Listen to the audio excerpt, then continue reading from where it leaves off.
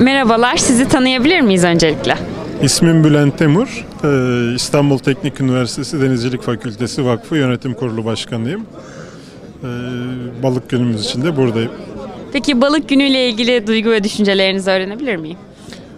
Mezunlar ve öğrencilerin bir araya geldiği, mezunların okula tekrar geri döndüğü bugün gerçekten bizim için çok önemli.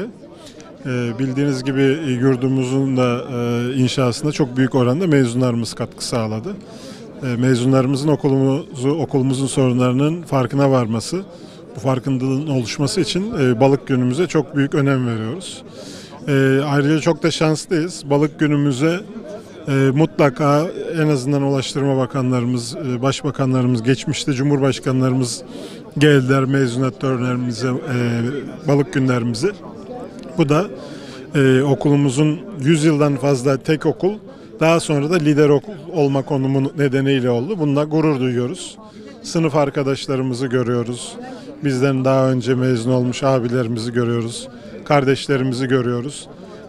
Biz tabii bu görevde yer alan, sivil toplum kuruluşlarında yer alan mezunlar olarak daha sık buralarda bulunuyoruz ama çok fırsatı olmayan diğer mezunlarımız da bu vesileyle buraya geliyorlar. Çok keyifli bir vakit geçiriyoruz. Balığımızı yiyoruz. Klasikleşmiş. Böyle bir güzel bir gün oluyor. Peki üniversite zamanlarınızdan unutamadığınız bir anınız var mı? Bu üniversite zamanlarımda tatlı ve acı çok anılarım oldu. Bu kampüse ilk defa bizim dönemimizde geldik. 1981 yılında. O zaman tabii daha önce bir okul hazırlığı vesaire yok. Apar topar 12 Eylül darbesinden sonra, ihtilalden sonra adeta sürgüne gönderilmiştik. Ortaköy'deki okulumuz bir anlamda gasp edilip buraya gönderilmişti. Geldiğimizde inanın çok insanlıktan uzak koşullarda burada yaşamak zorundaydık. Yatılıydı. 120 kişiden fazla kişi aynı yatakhanede yatılıydık. Askeri okul disiplini vardı ama sivil bir okulduk. Herkesin kafası çok karışıktı. Günde 40 saat ders almak zorundaydık. Hem askeri disiplin, hem akademik görev, hem mühendislik eğitimi, hem denizcilik eğitimi.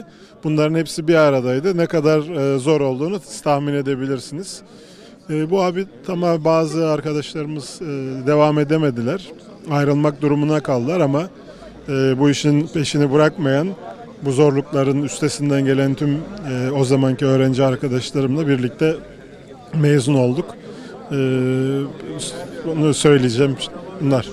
Çok teşekkür ederim. Ben teşekkür ederim. İyi günler. Tamam.